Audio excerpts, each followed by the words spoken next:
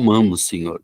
Clamamos a descida do Espírito Santo sobre nossas vidas, sobre toda a liderança das igrejas que logo mais estarão se envolvendo, por cada pastor que estará ministrando a palavra em cada igreja, Senhor. Nós oramos por cada um deles. Nós clamamos também, Senhor, pelos nossos amigos de oração que começamos a orar, Senhor. Cada um tem os seus, e nós nesse momento queremos colocar diante de Ti cada pedido, cada intercessão que foi feita desses amigos, Pai. Nós oramos também agora pelo pastor Rafael, que estará participando e nos compartilhando talvez experiências maravilhosas que vão enriquecer nossas vidas, Senhor. Mas, Senhor, nesse momento nós queremos clamar pela nossa família, pelas nossas esposas, pelos nossos filhos, netos, enfim, Senhor, todas as pessoas que fazem parte da nossa família, Senhor, nós entregamos no teu altar nessa manhã, Senhor, para que o Senhor nos ajude e nos dê força, sabedoria para dirigirmos a nossa família, levarmos sempre ela diante de Ti, Senhor. E assim, Senhor Deus, abençoe também o Boate nessa reunião, nessa iniciativa tão maravilhosa de trazer homens de poder, homens corajosos para levantarmos, né, pela manhã e dedicarmos momentos de qualidade aos Teus pés, Pai. Mas para isso, Pai, nós precisamos de Ti, Senhor. Que o Senhor nos abençoe, nos fortaleça e que nós tenhamos um encontro nesse momento maravilhoso. Em nome de Jesus nós oramos. Amém, Senhor. Amém, amém. Obrigado, irmão Tenor, pela intercessão. Obrigado pelas palavras. Muito bem, amigo, você está aí com a sua Bíblia na mão, pega aí a sua palavra, a palavra de Deus, a Bíblia. Quero que o pastor Rafael já está a postos aqui. Pastor, mais uma vez, obrigado por estar conosco, por poder dividir aqui conosco a palavra, e que Deus, mais uma vez, use o Senhor nessa manhã aí. Deus nos abençoe. Bom dia a todos, muito bom estarmos juntos aí. Obrigado, Chico, pelo convite, de poder aqui repartir esses momentos com os nobres homens que têm buscado cada vez mais aí ser valente no nome de Jesus. Aí. Enquanto já há algum tempo o Chico tinha me pedido para falar nesse momento aqui, hoje, eu fiquei assim, pensando sobre o que falar, né, para homens numa reunião que acontece todo sábado, o que foi dito, o que foi falado, o que já não foi, né? Então isso fica meio no o que mais eu posso acrescentar aqui de conhecimento bíblico ou de experiência para os homens, né? E essa semana, pensando um pouco mais assim, diligente nesta manhã, me veio assim, fale sobre Sansão. Aí eu pensei, o que eu posso falar de Sansão, né, do grupo de homens? Então, dentro daquilo que eu pude escrever, me permitam os próximos minutos da atenção de vocês aí. O texto é Juízes capítulo 13, né, você deve ter na Bíblia já o conhecimento dessa história de Sansão. Talvez acredito que tu já conheça a história de Sansão também, né? Já deve ter ouvido aí alguns sermões sobre Sansão. E eu pensei aqui que eu falar aqui isso para vocês de acordo com a história de Sansão e a experiência dos dias de hoje ou dos tempos de hoje. Como eu conheço poucos dos que estão aqui, estava dando uma olhada aqui dos que eu conheço aqui na lista de pessoas, então fica mais fácil, porque eu não conheço, eu posso falar, né? Eu não vai ficar naquela, o pastor está falando da minha vida aqui, né? Então, como eu não conheço, aí fica mais fácil, posso falar e tá tudo certo, né? Aí, se você sentir assim, puxa vida, isso aqui foi para mim e tal, alguém contou alguma coisa pro pastor? Não contou porque eu não sei quem é, né? Então, pastor, aqui não tem menino, pastor, só tem, né?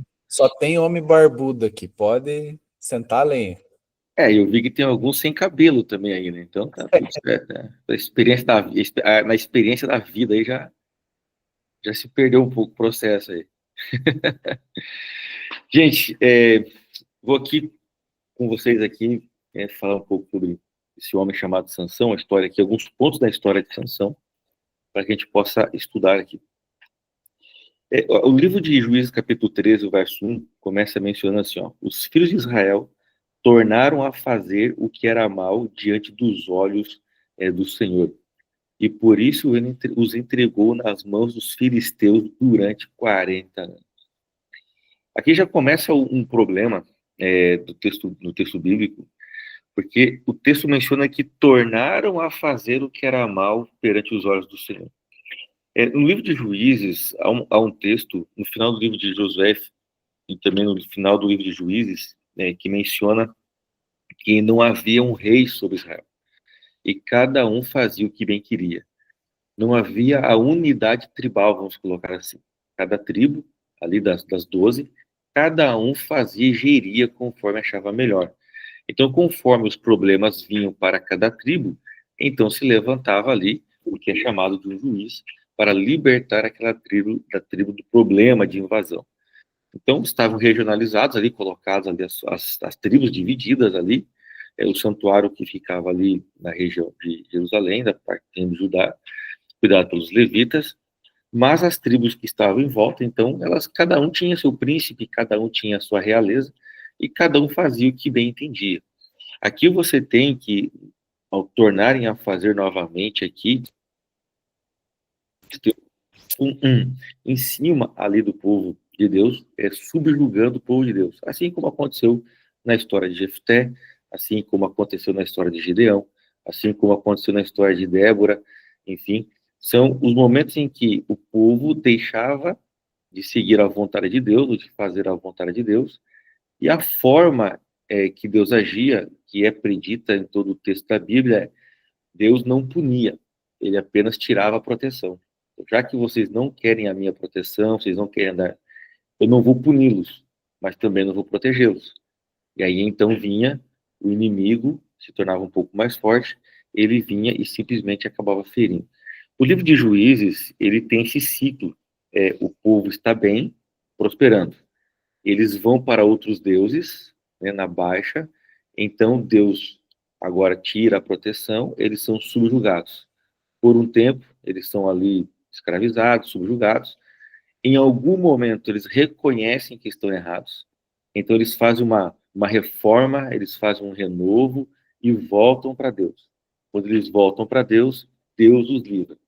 Fica um tempo bem, aí eles voltam a adorar outros deuses, perdem a proteção do céu, passam um tempo escravizados, depois, em algum momento, lembram-se das promessas de Deus, fazem a reforma, aí então eles voltam para as bênçãos, voltam para Deus, Deus os livra, e assim vive esse ciclo de altos e baixos. O livro de Juízes, bem como também a história de Israel, ela é contada desse ciclo.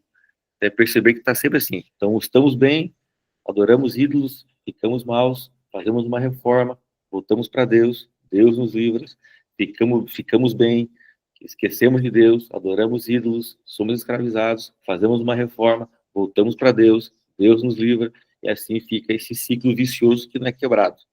Então, quando a Bíblia fala aqui, ela está já mencionando isso. Existe um ciclo que, mais uma vez, está acontecendo na história do povo, do qual simplesmente o povo não consegue sair.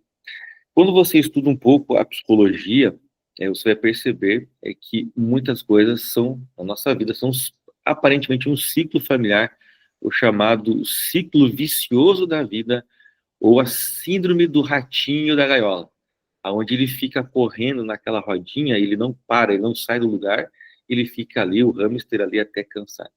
Nossa vida, algumas vezes, é feita desses ciclos, e eles precisam ser quebrados.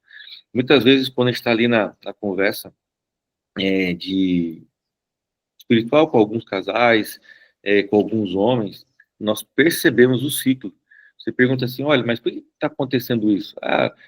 Meu pai era assim, meu avô era assim, dizem que eu sou que nem meu pai.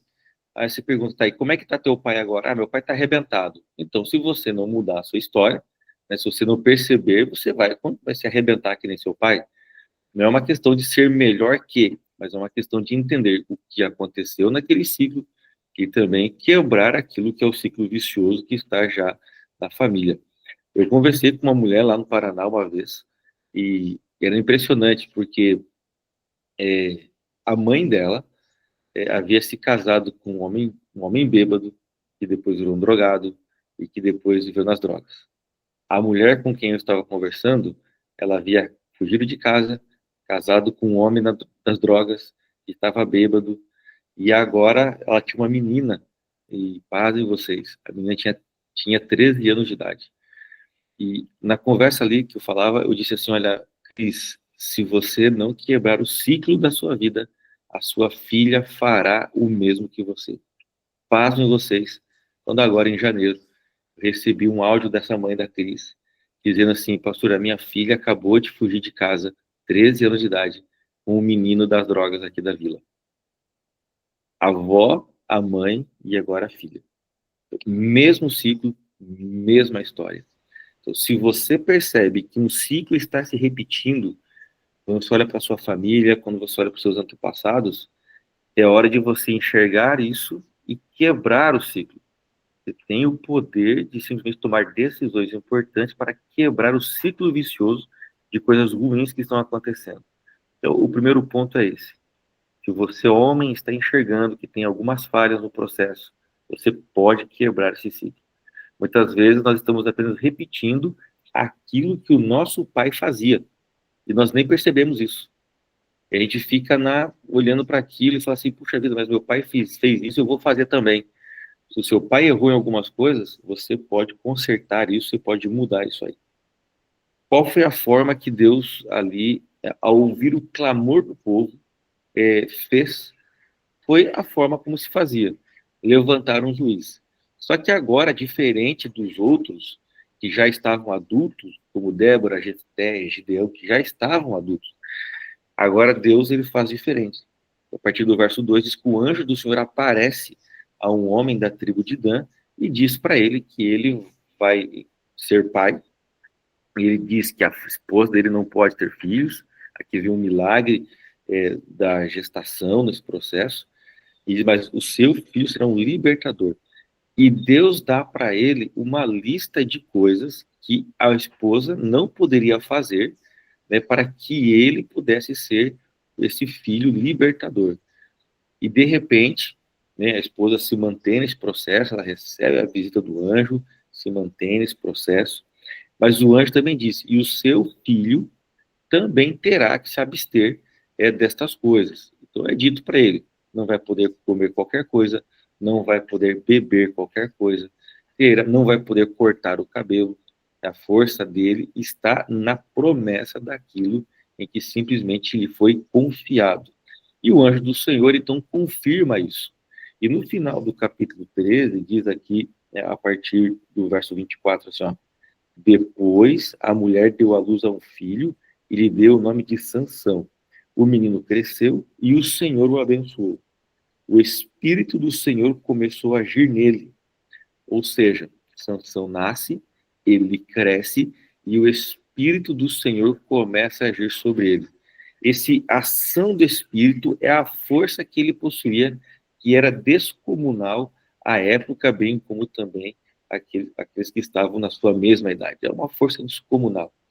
Nós sabemos que esta força vem porque havia um padrão do qual ele estava ali. Então, a alimentação adequada, as bebidas que não podiam ter, não cortar o cabelo, manter-se nesse processo, estava ali o segredo da força deste homem. Estava ali o segredo dele. Então, quando você olha para a história, você vai perceber assim, que existem coisas que nós não podemos fazer. Existem coisas que não são direcionadas a fazê-lo.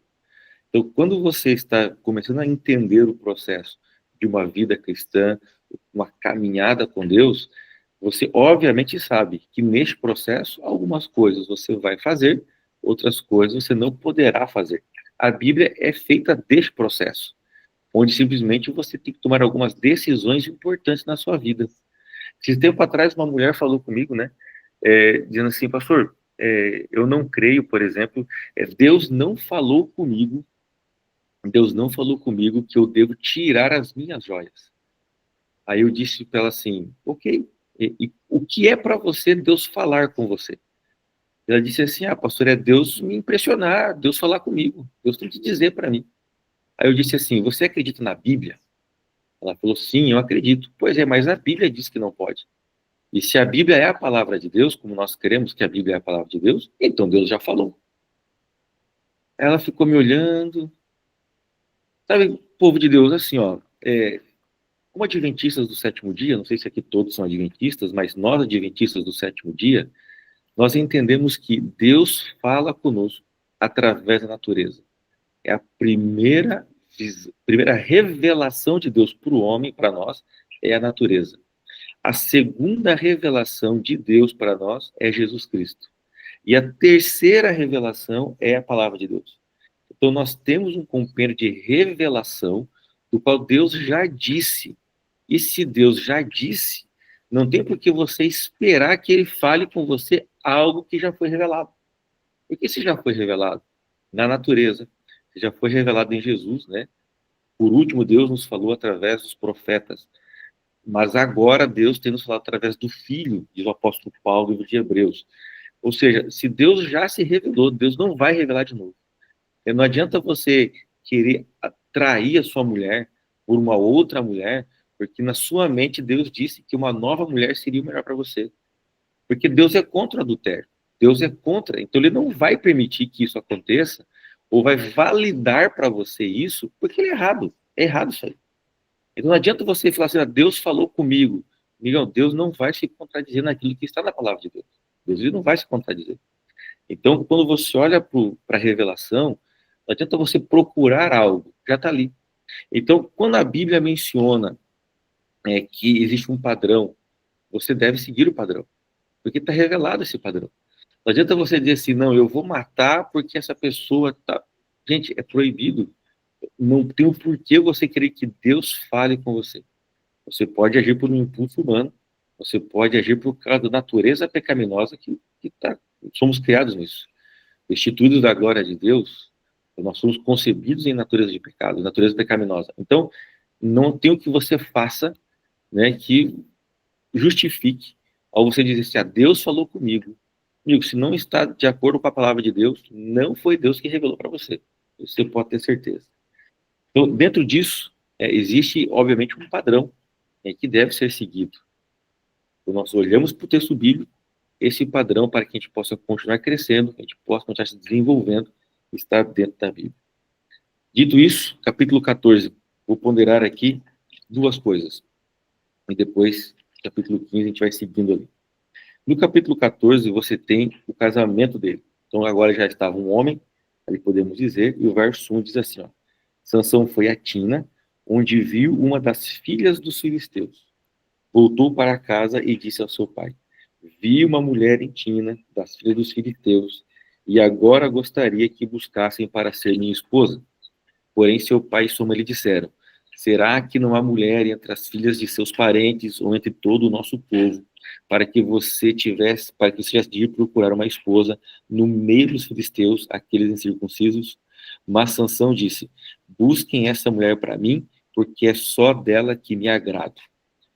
Homens, aqui nós temos um grave problema, porque na lei deles, da época, não podia casar com pessoas que não fossem ali da mesma tribo ou da mesma religião, da mesma visão social civil. Aqui envolve várias coisas, a vivência civil, o jeito de viver de maneira civil, o jeito de viver de maneira religiosa, o jeito de ver as coisas espirituais, a alimentação, estilo de vida, tudo envolvia essa questão. Os filisteus eram bem diferentes, eram pagãos, eram circuncisos, e então agora a Sansão, que tinha que libertar o povo de Deus dos filisteus, vai agora em um casamento se ligar aos filisteus, através de um casamento.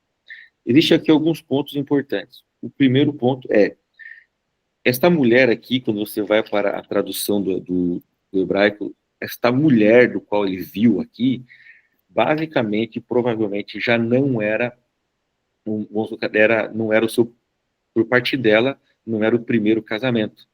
Essa mulher já deveria ter sido casada, porque a expressão que é usada para a mulher é para uma mulher já comum, e não para a donzela, não para aquela mulher virgem sem ter se casado, ou ter tido relação sexual nesse contexto. Como vem de um contexto pagão esta mulher, visto aquilo que os filisteus preservavam, isso era errado. Então, para o pai, isso era uma desonra, o filho casar-se com uma mulher que já havia sido casada. Obviamente que estou colocando aqui num ponto passado, tá? Entenda o contexto. Então, nesse ponto, já era um problema. O segundo problema era o julgo desigual.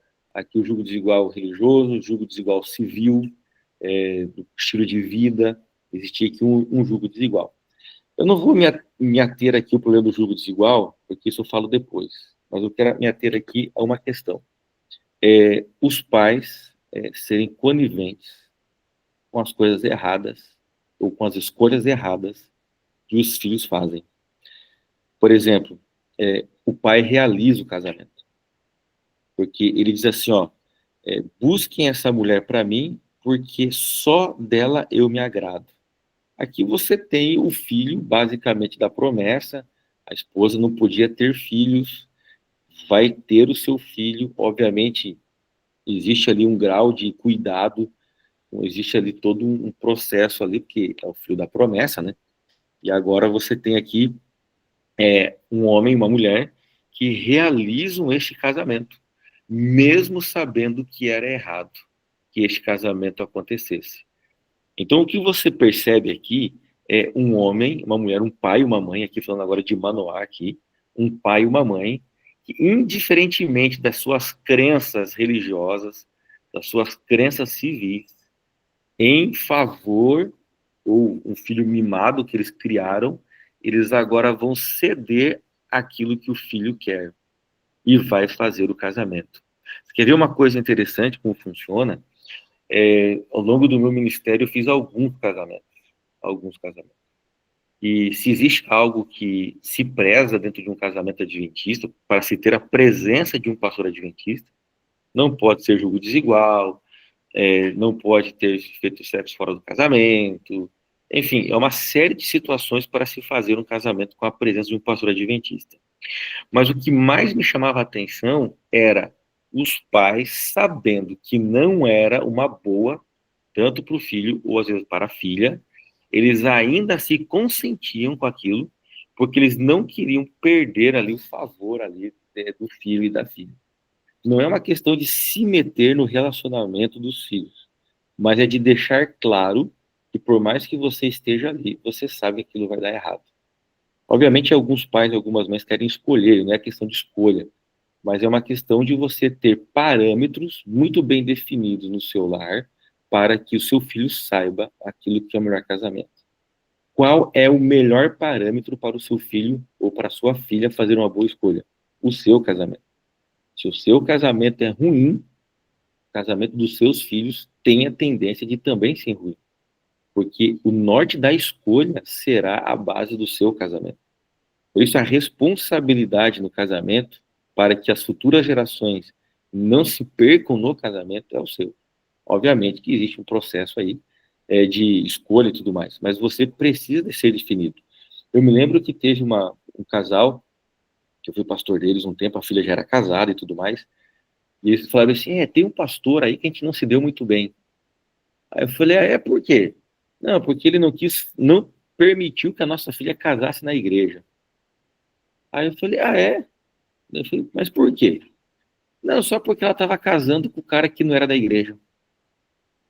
Aí eu falei assim, tá, mas... Eu falei, me fala uma coisa, vocês estão chateados com o pastor, porque o pastor não permitiu que a sua filha não casasse na igreja, porque ela estava casando com um cara que não era da igreja, e a culpa é do pastor.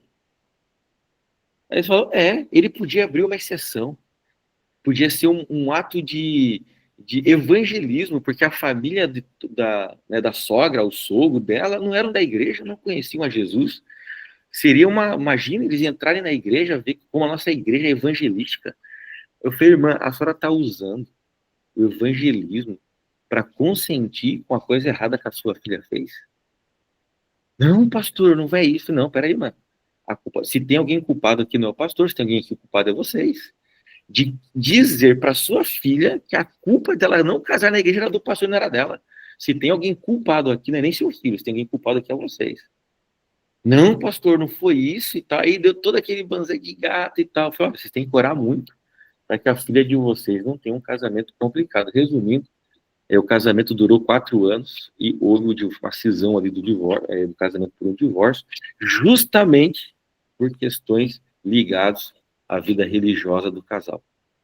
E também depois, agora, eu fiquei sabendo que o casal também acabou se separando ali, por questões de traição por parte dele.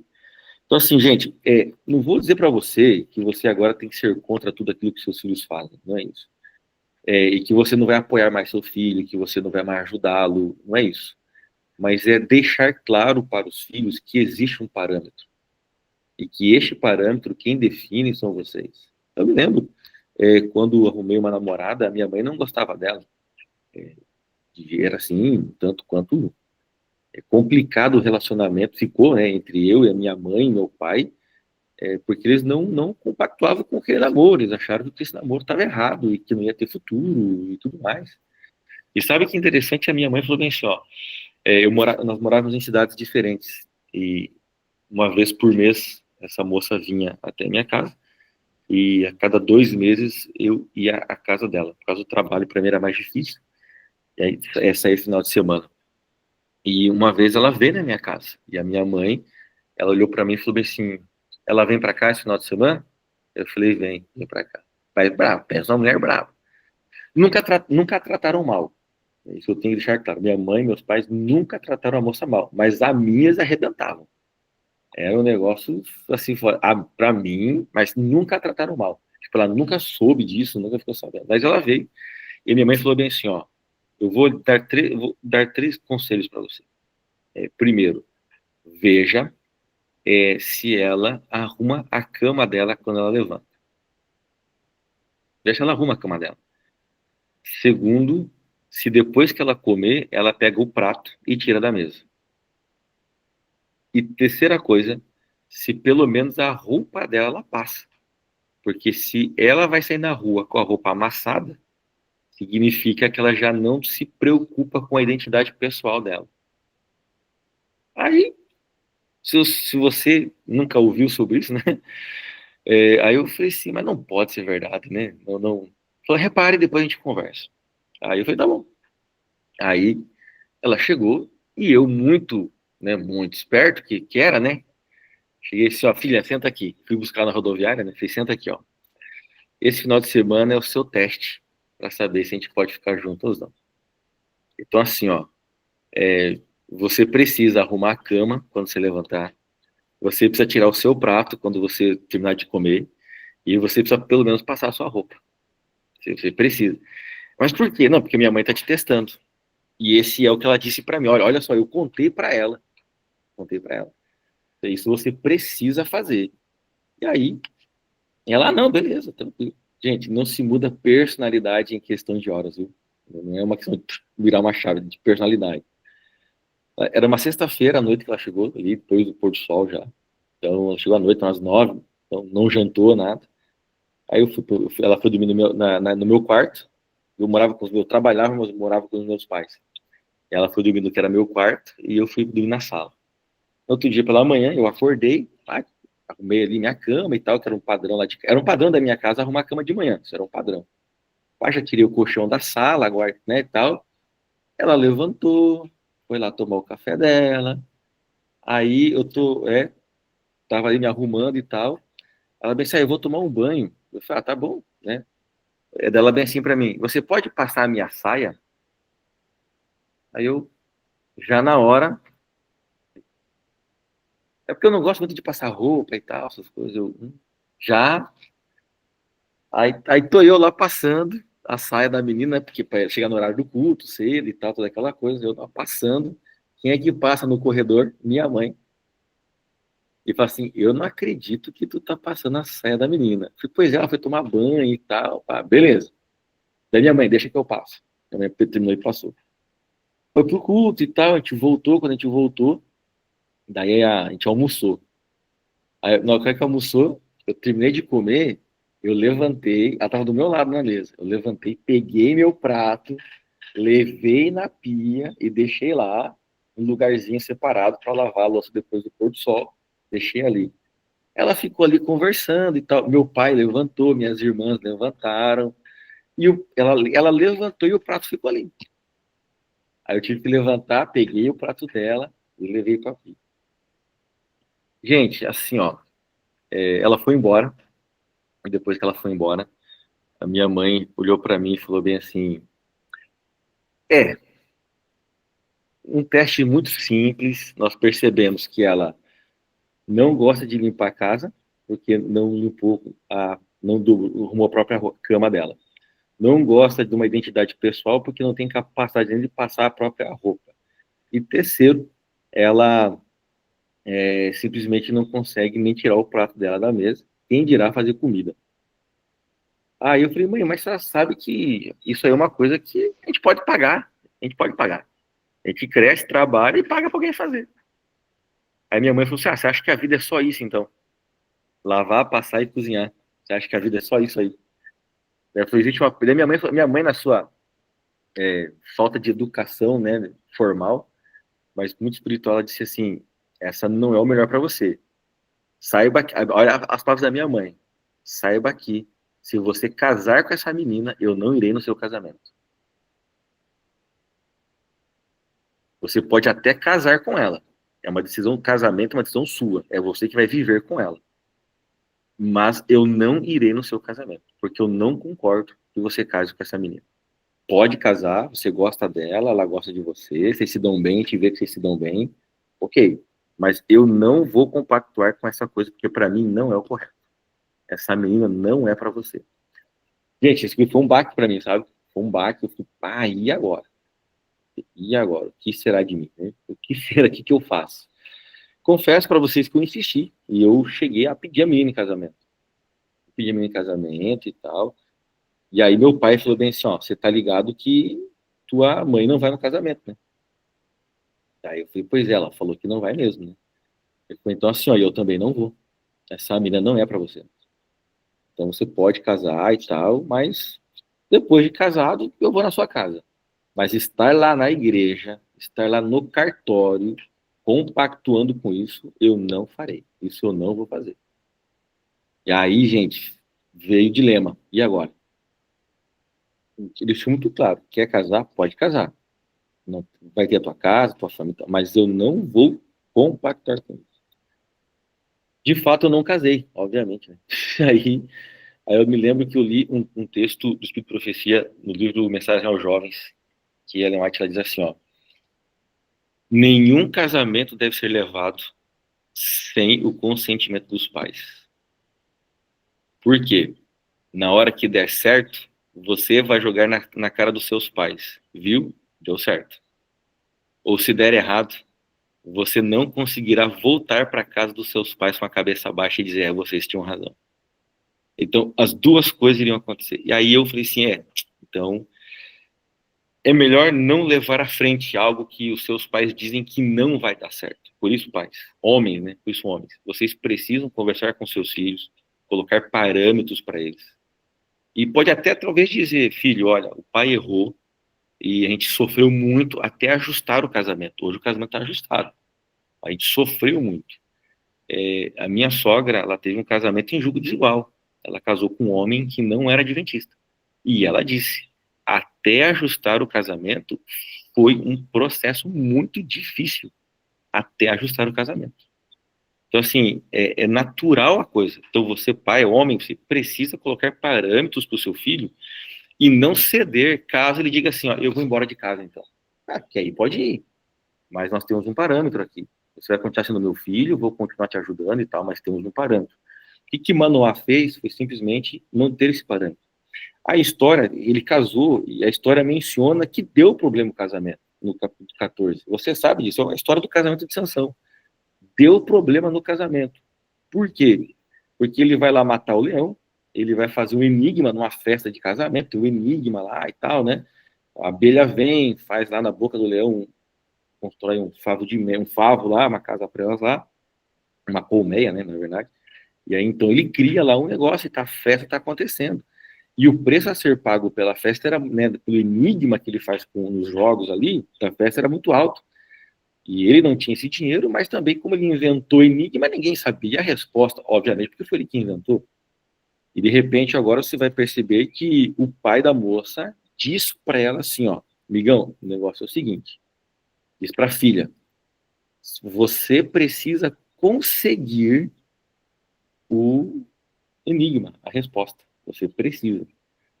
E o texto bíblico menciona que ela vai tentar convencer o Sansão a dar resposta para ela. Veja que diz assim no verso 15, ó, no quarto dia, disseram à mulher de Sansão: convença o seu marido a nos explicar o enigma. Do contrário, vamos pôr fogo em você e na casa de seu pai. Vocês nos convidaram para poderem se apossar do que é nosso, não foi? Olha o problema que se meteram. Então a mulher de Sansão chorou diante dele e disse: você só me odeia, você não me ama, pois deu aos homens do meu povo um enigma a decifrar e ainda não contou o significado. Aí Sansão, olha, nem para meu pai, nem para minha mãe eu contei o significado do enigma, e você acha que eu vou contar para você? E ela chorou diante dele os 7 dias em que celebravam a festa. Veja só, gente, aquela mulher começou a importuná-lo, começou a dizer para ele, olha, pensa agora uma mulher chorando no teu pé 7 dias reclamando, é porque você não me ama, é porque você me odeia, você compra um negócio para mim? Não, não vou comprar, é porque você não me ama mais, é porque você não sei o quê. A Bíblia chama isso de mulher rixosa, e Salomão diz, é melhor morar debaixo de uma ponte com água pingando na cabeça do que dividir mansão com mulher rixosa. Aí se o seu filho vai namorar com alguém que é uma mulher rixosa, já diz para ele, filhão, cai fora disso aí, leia aqui o capítulo 14 com ele, explica para ele, fala, filhão, cai fora disso aí. E tem homem que é rixoso também, sabe? Tem homem que fica, porque não sei o que você não me ama, porque você não sei o que, tem que cair fora. Se a sua filha namora com uns loucos desse aí, filha, cai fora, porque se é problema, não vai dar certo para ti. Veja só, deu errado o casamento, começou errado, os pais aceitaram e agora vai dar errado o casamento. É porque você não me ama mais, é porque você me odeia, é porque você não sei o quê. Gente, não tem como. Agora, tem um detalhe que é muito importante, sabe? Ela não está toda errada. Por quê? Há um ditado popular que diz assim, ó, aonde a vaca vai, o boi vai atrás. É isso mesmo.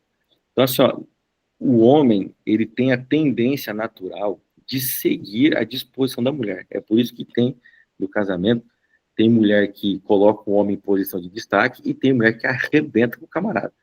Por quê? Porque o homem, ele vai ter na sua formação ali, ele vai ter na sua formação natural seguir o curso da mulher.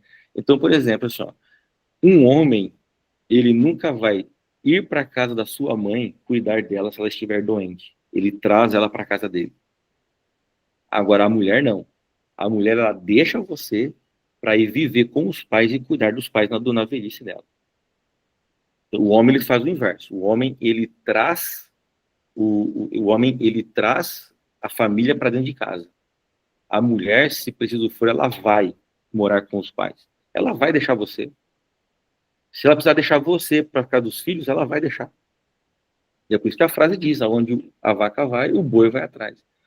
Porque ela não vai, se o filho de alguém estiver fora, estiver morando fora, e estiver lá doente, ela vai deixar você sem comida, ela vai deixar você sozinho, e ela vai lá cuidar do filho. Ela vai fazer isso. Então, por isso que essa questão é muito séria, porque existem homens que não estão conseguindo entender qual é o papel dele, porque existem coisas que é um processo natural, e a adequação precisa ser feita. Aí você diz, não, você não vai lá cuidar dos seus pais. Você não vai viajar para cuidar dos seus pais. Vai dizer que, meu amigo, minha mãe precisa de mim, eu vou cuidar dela. Não adianta, você vai ficar aqui sozinho se quiser. Então tem coisas tem brigas, homens, que não adianta comprar. Tem briga que não adianta. Faz parte do processo.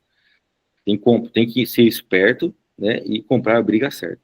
Agora, dividir uma casa com uma mulher rixosa, gente, não tem como.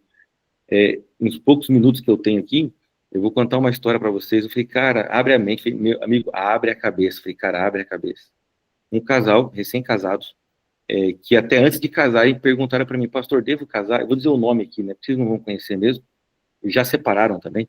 É a Ana e o Widerley. O que aconteceu? Eles eram meus jovens da igreja, namoravam, e aí eles vieram falar comigo e tal. Aí ela vem assim para mim, ô pastor, eu tô pensando em casar com o Wilde, você acha que eu devia casar? Eu falei, não. Eu não devia casar com esse cara, não. Esse cara também não é nosso cego. Esse cara não trabalha. Entendeu? O cara tem 20 e poucos anos nas costas, o cara não consegue parar no emprego 30 dias. Esse cara não dá para casar com esse cara, não. Eu não casaria. Se fosse minha filha, eu ia para não casar. Então, pois é, que a gente tá tempo junto e tal, precisando de casar. Eu falei, filha, é melhor terminar o namoro que terminar um casamento. Entendeu? É mais fácil. Pois é e tal. Aí, ele veio falar comigo. Passado um tempo depois, ele veio falar comigo. Ô, pastor e tal, ali, né, pensando em casar com a Ana e tal, o que você acha? Eu falei, não dá pra casar com a Ana, não, filho. Não dá pra você casar com ela, não. Tu não tem estrutura pra casar com ela. Ele falou, por quê, pastor? Eu falei, cara, porque é o seguinte, primeiro, ela é a filha do meio de 3 meninas. São 4, a Rosa tem 4 filhos. Né? A Ana é basicamente a do meio ali, né? A Ana é a segunda. Então, tem a mais velha, né? Vem a Ana, tem 2 mais novos. E o mais novo é um piá. Só que a Ana teve um problema de saúde quando criança e ela foi, assim, muito bem tratada, ela foi muito bem mimada ali no processo, a mãe tem todo um cuidado com essa menina. Então, tipo, os irmãos diziam isso, nossa, a mãe, ela tem um carinho pela Ana, porque ela ficou doente, quase morreu e tal. Então, fazia parte do processo, tudo certo. O que aconteceu? Ela simplesmente, não, cara, tu não vai ter estrutura emocional para cuidar dessa mulher. Não, pastor, tá, beleza, tal. Casaram e tal, ela engravidou, casaram porque ela engravidou, né, de passagem, e aí, tá, foram morar juntos. Aí um dia a Ana foi lá, aparece na minha casa. Ô, pastor, precisava falar contigo, já com a criança no colo. Ele fala, filho, pastor do céu, é o seguinte, olha, eu tô aqui comportando, eu vim aqui vender uma revista pro senhor e tal, ver se pode me ajudar, porque tá ruim a coisa lá em casa, o Wilde não consegue parar no emprego, não consegue pagar aluguel, não consegue botar comida em casa, porque não trabalha direito, blá, blá, blá. Aí eu falei assim, pois então, né? Pois então, né? Tem coisa que é óbvia, tá na cara da gente, né? Aí, pois é, pastor, então, que não ajuda, ajudei e tudo mais. Aí um dia ele me chamou, pastor, o senhor pode vir aqui em casa? Eu falei, posso, fui lá na casa dele. Pastor, olha só, acabou de brigar, porque a Ana não limpa a casa, a Ana não sei o quê, porque tal. E sabe, começou, olha só, ela pegou a fralda do nenê e deixou em cima do balcão da pia, porque ela trocou o nenê em cima da mesa que a gente come, porque tal, é uma mulher que porca, e tal, papapá. E sabe, pastor, o que é o pior ainda? Ela pediu para mim para eu comprar um sapato para ela, eu disse que não tinha dinheiro. Ela foi e pediu para a mãe dela. E aí, pastor, a mãe dela tirou a minha autoridade de homem. A mãe dela foi lá e comprou o sapato para ela. Não sei, e começou a se lamentar. Aí eu olhei para a cara dele e falei assim, amigão, mas isso estava escrito nas estrelas que ia acontecer, foi só tu que não soube ler. Eu falei, isso estava na testa que isso ia acontecer. E eu falei, eu avisei você que você não tinha estrutura emocional para cuidar dela. Porque a Ana foi uma menina muito bem cuidada pela mãe, porque ela quase morreu, a mãe tem um carinho especial para essa menina. Óbvio que ela ia fazer de tudo por causa dessa filha. E outra, né? Porque você casou, ela deixou de ser filha da mãe dela. Ela continua sendo filha da mãe dela. Então, assim, amigão, a vida é assim. A vida é assim. Não, pastor, não sei o quê. Resumindo, ainda tiveram mais outros 2 filhos e separaram, idas e vindas do amor ali. Graças a Deus separaram. Digo graças a Deus porque agora as crianças não sofrem, né? Então, casamento é uma coisa muito séria, e você tem que direcionar seu filho, tem que dizer, filho, o processo é assim, acontece assim. Tem que haver essa conversa entre pai e filho quando o filho vai casar, gente. Tem que ter essa conversa. Chama o filhão, senta, não espera o filho dizer para ti, filho, senta aqui, ó.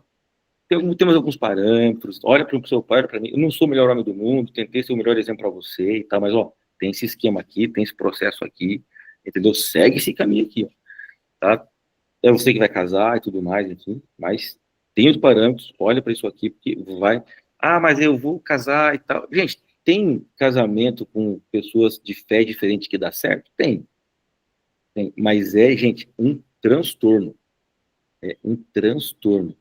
Não conheço um que não passou por dificuldades até ajustar o casamento e a coisa ter certo. Conheço alguns amigos que casam. Tem uma moça que casou com um rapaz de fora da igreja. Então, primeiro ela arrumou ele fora da igreja, aí casou depois que ele se converteu. Mas ainda assim, ela disse, ainda assim foi um problema. Porque coisas que ele trouxe ainda estavam sendo no casamento. Então, todo um ajuste, ela precisou ajustar, correr atrás para fazer.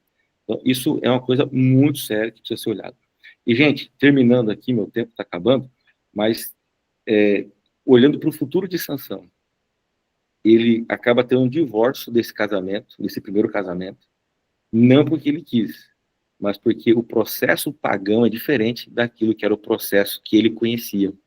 Porque no verso 20, assim, quanto à mulher de Sansão, foi dada em casamento ao homem que tinha sido o seu padrinho. Ou seja, os pais da esposa de Sansão, quando há a briga que ele vai lá, que ele mata o povo, que ele mete para tirar a roupa dos homens e dar que era para pagar a dívida, os pais ficam tão atordoados com aquilo ali, ele pega e simplesmente quando Sansão volta para a casa do pai, porém, final do verso 19, porém Sansão ficou irado e voltou para a casa do seu pai. Ele voltou para a casa do pai. E nesse processo, eles pegaram então a esposa de Sansão, os pais dela, e deram de casamento para outro homem.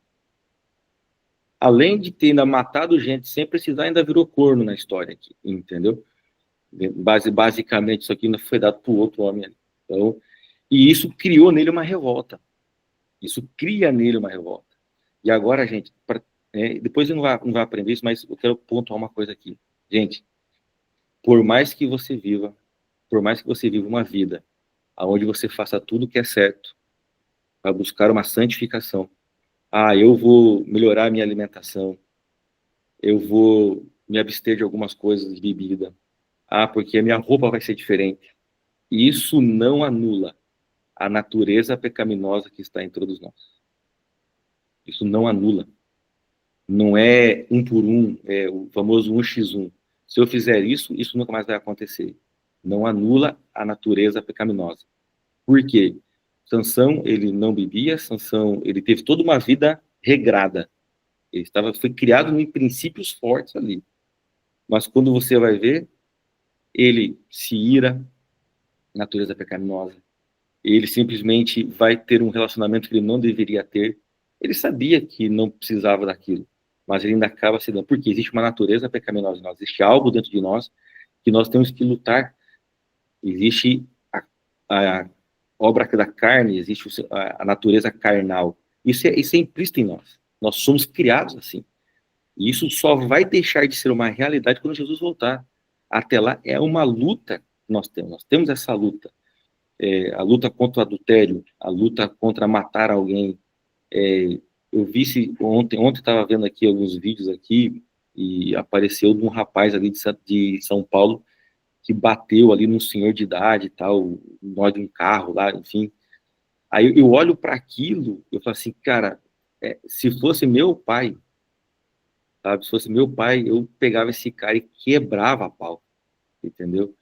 Assim, mas, cara, eu não sou assim, né? Mas quando você olha para o negócio, é a natureza, te dá sabe, você chegar em casa e você descobrir que entraram na sua casa e mataram sua esposa, entendeu?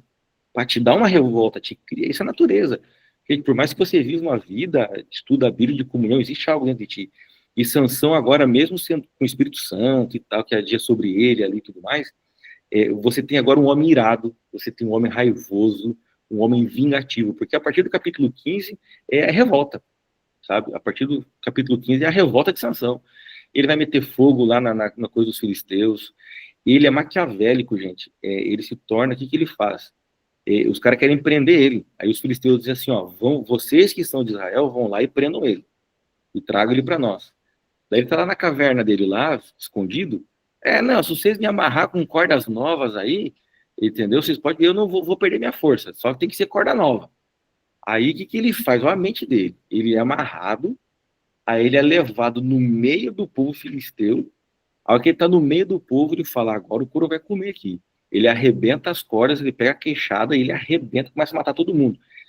Na verdade, quando você vê o texto, ele arquitetou isso. Ele arquitetou, ele falou, cara, eu preciso matar esses filisteus, como é que eu vou fazer? Ele se tornou maquiavélico, ele se tornou um homem vingativo, ele se tornou um homem irado, ele mudou a concepção dele. E aqui ele se afunda. Aqui ele vai para o fundo do poço. Aí ele vai beber, aí ele vai para as festas, ele vai viver uma vida de pagão. Não uma vida de israelita, mas vai viver uma vida de pagão ali, do povo contrário. E ele termina, gente, a sua vida como escravo, obviamente, depois eu ver isso, mas veja que o problema dele se repete. O problema dele é com mulher de novo. O grave problema de Sansão era não entender o propósito de Deus na sua vida, para o casamento dele, para a vida conjugal dele. Porque daí agora ele vai se afeiçoar a uma prostituta, uma garota de programa, aqui chamada Dalila. E é ela que simplesmente acaba entregando ele, né? Ele conta o enigma, o segredo dele, né? Olha, o cabelo e tal. Sabemos que a força não estava no seu cabelo, a força estava em Deus, que cumpria a promessa de que enquanto ele não cortasse o cabelo, ele teria força. Mas ele fala assim, não, é meu cabelo aqui, é minha força e tal, e tá tudo certo. E aí veja só, que interessante que todo o tempo ele vai contando coisas. Não, se fizer isso, não, se fizer aquilo, e ele meio que vai brincando com ela. Até que vem a famosa frase, né? Pois é, você não me ama mais, você não gosta mais de mim, porque você não, né? Tá, aí ele fala, aí começou de novo, mesmo ladainha. Aí ele pega e cai no processo. Não, pois é, e tal. Aí conta. Não, eu te amo. Pega, pá, e aí conta. Ela vai lá e conta pro povo, ele perde a força dele, é preso. Só que uma coisa interessante aqui que eu vou mostrar para você. Ele perde os olhos, né? Eles arrancam os olhos dele, fazem dele um homem cego. Aí tem um texto da Bíblia de Jesus Cristo que diz assim, ó, se tem alguma coisa que te faz pecar, corta. Porque é melhor entrar no céu faltando, né, um pedaço, do que simplesmente ir para o inferno com o corpo todo, né? Qual que era o grande problema de Sansão? Era que ele botava os olhos em cima das mulheres e ele enlouquecia. Ele ficava louco, ficava, meu Deus, tal. E, e seus olhos são vazados, ele perde, ele fica cego no processo, né? São arrancados aí os seus olhos, ali, são vazados os seus olhos. E ele é feito de escravo, mas ele precisava cumprir a promessa dele e ele vai cumprir. E o texto bíblico diz, que eu quero ler aqui, o último momento desse último texto, é onde o verso 28 diz assim, Sansão clamou ao Senhor e disse, Senhor Deus, peço-te que te lembres de mim, dá-me força só mais esta vez, ó Deus, para que eu me vingue dos filisteus que furaram os meus olhos. E em seguida, Sansão abraçou as duas colunas do meio e sustentava o templo, e força sobre elas com a mão direita e uma com a esquerda na outra, e disse, que eu morra com os filisteus. E empurrou com toda a sua força, o templo caiu sobre os governantes e sobre todo o povo que ali estava. Assim foram mais os que Sansão matou quando morreu, do que ele havia matado durante toda a sua vida. E ele então libertou. Sansão julgou Israel durante 20 anos. Gente, na sua curta história de vida, né, 20 anos, podemos colocar assim, eu vou me deter à oração dele. Por mais que a gente erre, por mais que a vida não esteja boa, por mais que, né, o casamento esteja legal, por mais que os filhos estejam indo por um caminho que não é o nosso, que a gente desconheça, vale a pena olhar para essa oração. Peço-te que te lembres de mim e dá-me força só mais esta vez. A força que ele queria era a força para, obviamente, a força física para derrubar tudo. Mas talvez hoje é o momento de nós pedirmos força espiritual mais uma vez. Dizer assim, Senhor, dá força para mim mais uma vez. Meu casamento não está legal, meus filhos não estão bem, eu não estou bem, mas, Senhor, dá-me forças mais uma vez. Preciso me levantar de uma depressão, preciso me levantar de um problema de ansiedade. Eu preciso que o Senhor me dê forças mais uma vez. Eu preciso que o Senhor abra, eu preciso que o Senhor faça a diferença mais uma vez. Talvez essa oração seja feita hoje, e talvez seja feita amanhã, e talvez depois de amanhã, mês que vem, enfim. Mas nunca esqueça de pedir forças para o céu. Dizer, Senhor, dá-me forças mais uma vez, seja para vencer a tentação. Dá-me forças mais uma vez para poder melhorar o meu casamento. Dá-me forças mais uma vez para eu poder dar para os meus filhos, ou dizer para os meus filhos a orientação correta. Dá-me forças para vencer tudo. Porque Deus, ele vem em socorro, ele vem em auxílio, ele faz a diferença na nossa vida. Que Deus te abençoe grandemente, que Deus esteja com você e que Deus te dê graça e paz, no nome de Jesus. Pastor, obrigado imensamente aí pela mensagem. O Atilibre, ele está com uma estabilidade lá na internet dele, e ele pediu que eu finalizasse aí com os amigos. Normalmente a gente abre para as perguntas e comentários aí, aqueles que gostariam. Não sei se alguém tem alguma pergunta, algum comentário. Eu vi que o Davidson pediu ali, se o senhor pudesse falar da onde você, qual é o capítulo do livro Mensagem aos Jovens, que tu usou um texto ali sobre relacionamento, eu acho. Eu vou procurar o texto, porque agora falando me lembrei do texto, entendeu? Eu vou Sim. procurar ali e passo certinho ali onde está escrito. Beleza. Obrigado. Reinaldo, Fala, nosso amigo. Primeiro, feliz sábado a todos vocês, meus amados. Tudo bem? Feliz sábado. Sou o Rinaldo aqui de Caxias do Sul. Estou muito feliz aí. Quero parabenizar e dizer, pastor Rafael, brilhante a sua exposição, meu amado irmão. E fico muito feliz de ter ouvido de você essa história que eu nunca tinha ouvido, a história de Sansão por esse viés, dessa forma tão didática e tão espiritual para nós, homens. Foi maravilhosa. Eu, particularmente, tirei muitas lições, né? Muitas lições.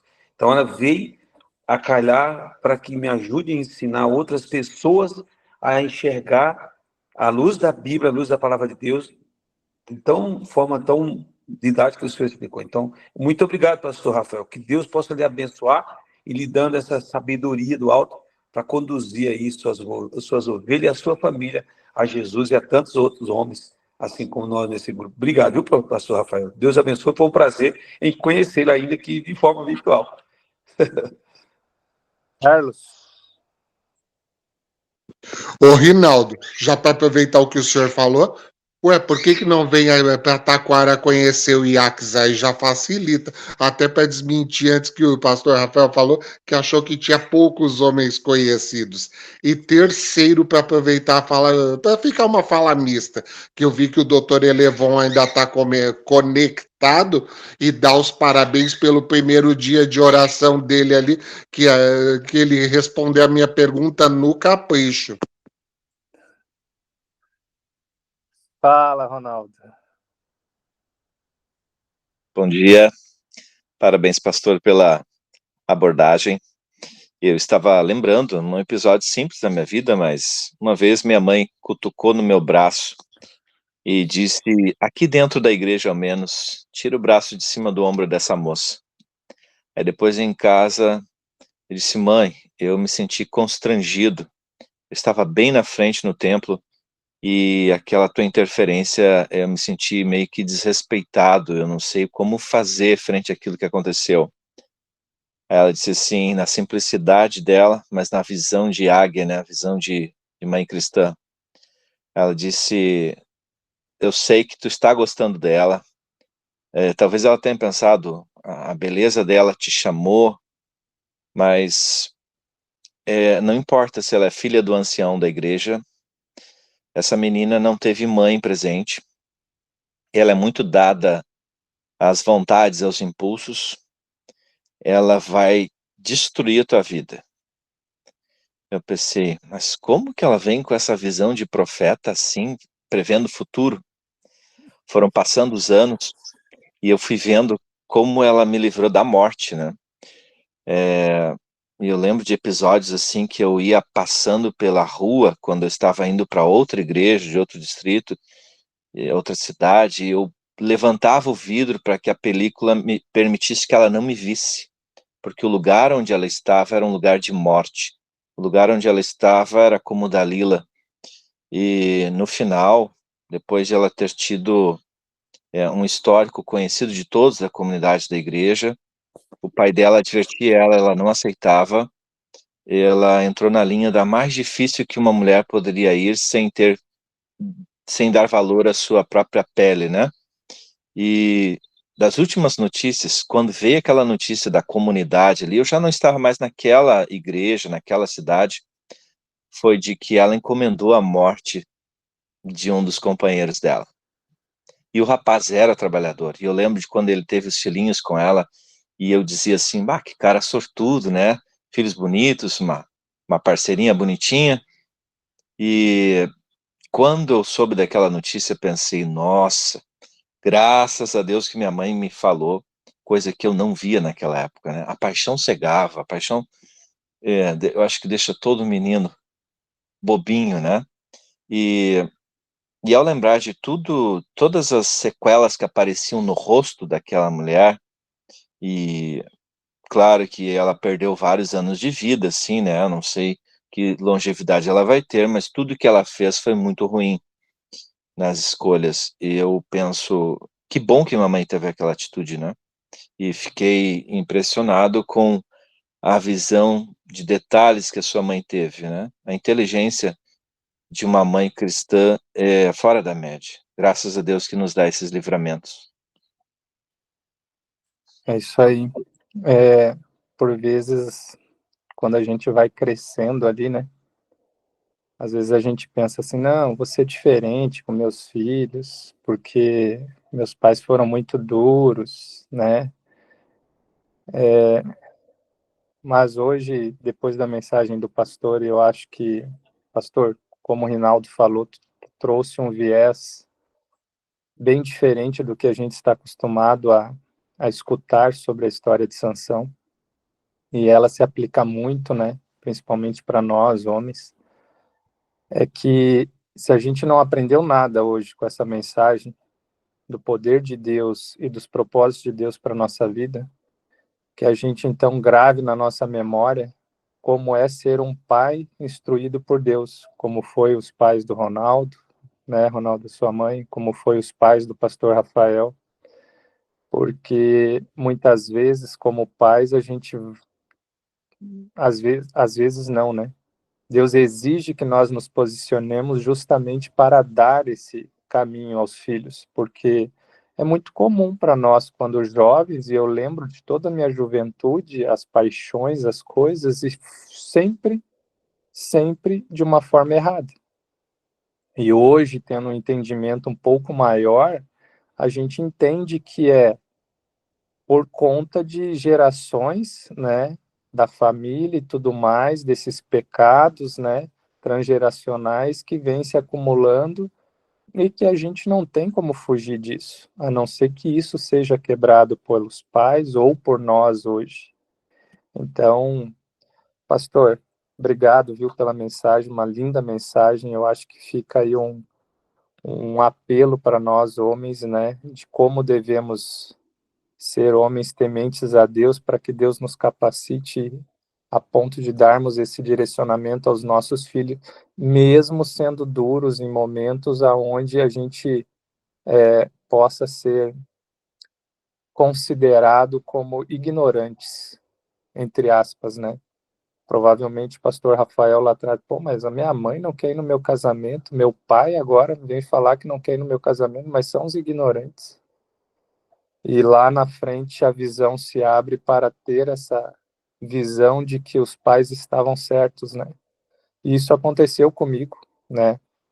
Eu tive um relacionamento da mesma forma que eu entendia, embora meus pais não chegavam e falavam para mim, não casa com essa menina, porque a gente não vai ir, mas nas entrelinhas eles deixavam claro isso. E dito e feito, 15 dias antes do casamento, o casamento foi terminado, graças a Deus, mas os reflexos disso ainda foram grandes, né? Mas se eu entendo que se tivesse acontecido o casamento, poderia ter sido pior. Mas só Deus para nos dar esse direcionamento, essa maturidade, e infelizmente, quando jovens, a gente não tem isso. Então, exige que nós, hoje eu tive esse entendimento mais ainda, pastor, que nós, como pais, tenhamos esse direcionamento, para darmos esse direcionamento, que foi a falha dos pais de Sansão ali, né? Pastor, ora para nós, finaliza aí, se o senhor tiver mais alguma coisa, por favor. Eu oro sim. Cada um de nós temos uma experiência, né, nesse processo como um todo, né? A gente olha para o passado e pensa, e agora? Agora é ajustar e olhar para o futuro, né? Olhar para frente para que Deus continue abençoando e fazendo a diferença, né? É engraçado que quando eu apresentei depois a Joyce, que é minha esposa, né, os meus pais, a visão já foi diferente. É impressionante. Já foi outra pegada, já foi outra, sabe, outra visão, outra ideia. Já falou, não, acho que agora você vai dar certo, né? Então, aí, estamos aí, né? Estou aqui, completamos 19 anos de casado. Então, Deus tem sido bom, tem sido bom. Pai, agora você olha para o seu filho e conversa com ele, vai dando orientação para ele agora aí, né? Não esqueça disso, pai. Só um adendo, quando as pessoas, tem alguns jovens que são corajosos antes de casar e perguntarem para mim o que eu acho, né? Tem alguns que têm coragem. Ainda aparece alguns ainda. Eu pastor, eu vou fazer o que o senhor acha, amigão. Para alguns já falei, cai fora que é rolo. Alguns ouviram, outros não ouvem, tá? Faz parte, né? Normal. Às vezes a gente acerta. Graças a Deus, por enquanto, eu estou com 100% de acerto. Então, tá dando tudo certo. Tá dando certo. Gente, oremos. Santo e eterno Deus, obrigado, Senhor, pelas tuas bênçãos. É muito bom ter esse momento aqui com esses homens valentes que olham para o seu casamento, olham para a sua vida, solteiro, olham para os filhos, aqui do Pai, e começam a traçar planos de acordo com a tua palavra. O Senhor os abençoe grandemente, o Senhor nos abençoe, e que possamos juntos, aqui do Pai, continuarmos avançando no nome do Senhor Jesus. Que o Senhor nos dê a tua graça, que o Senhor nos abençoe, e que possamos cada vez mais, ao sermos tentados, vencermos as tentações, não por nós mesmos, mas pelo nosso general Cristo Jesus. Guia as nossas vidas, nos dê um bom sábado na tua comunhão, em nome de Jesus. Amém. Amém.